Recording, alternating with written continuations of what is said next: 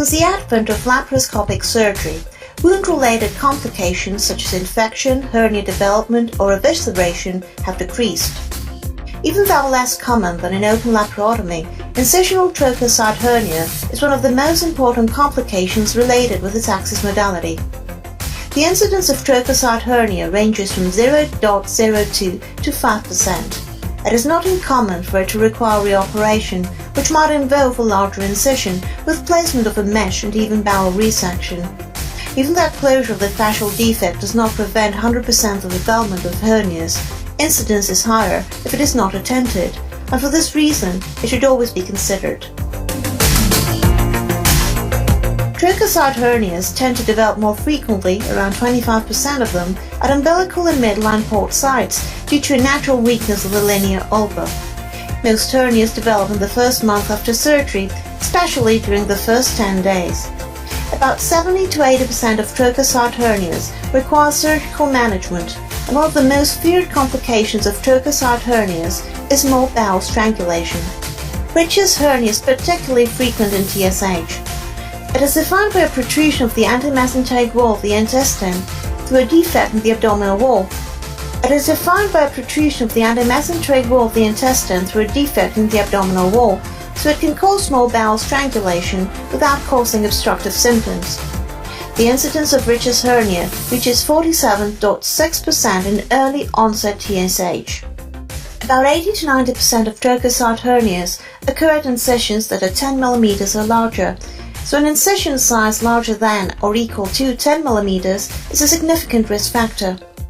Other associated risk factors are prolonged surgical time, manipulation of the incision, number of trocars, incomplete closure of fascia at the trocar site, midline trocars, organ retrieval through the trocar site, partial vacuum during port withdrawal, drawing the omentum and intestine into the fascial defect, wound infection at trocar site, reinsertion of the port, host factors, obesity, poor nutrition, advanced age, gender, diabetes, steroid therapy.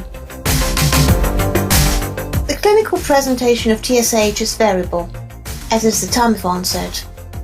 Usually it presents as swelling and pain at the incision site and may be hard to differentiate from a hematoma or wound infection, especially in the first postoperative days. Especially in obese patients, diagnosis by physical examination can be tricky, so CT scans can be helpful. Careful postoperative management is recommended, especially in patients with the risk factors mentioned. Bowel occlusion is often insidious, as in the case of a partial Richter's hernia, which typically presents with vomiting or nausea and a distended and painful abdomen, especially in the first 14 days after surgery. When resolution of postoperative ileus after laparoscopic surgery is not achieved after 7 to 14 days, a differential diagnosis of mechanical occlusion should be obtained by means of a CT scan. Trochlear hernias are classified into 3 types, originally described by Tanucci. Type 1, early onset, indicates dehiscence of the anterior fascial plane, posterior fascial plane, and peritoneum. It often presents as a small bowel obstruction. Type 2, late onset, develops several months after surgery and is frequently related to complications of the trocar insertion. It indicates dehiscence of the anterior fascial plane and posterior fascial plane.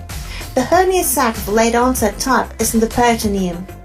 Type 3, special type, indicates dehiscence of the whole abdominal wall with protrusion of the intestine and other tissue, for example the greater omentum.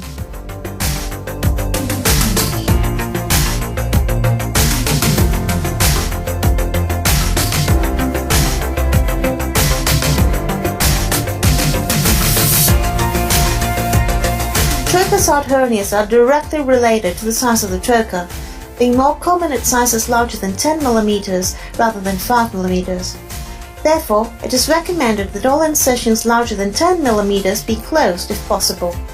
When active manipulation through a 5 mm port has occurred during prolonged procedures, the fascial defect should be closed to avoid complications.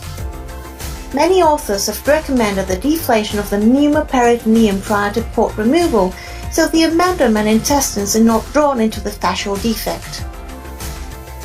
According to most authors, despite the evidence that some types of trocars or incisions may prevent or are better at avoiding trochlear herniation, closure of both the fascia and the peritoneum should be performed when possible.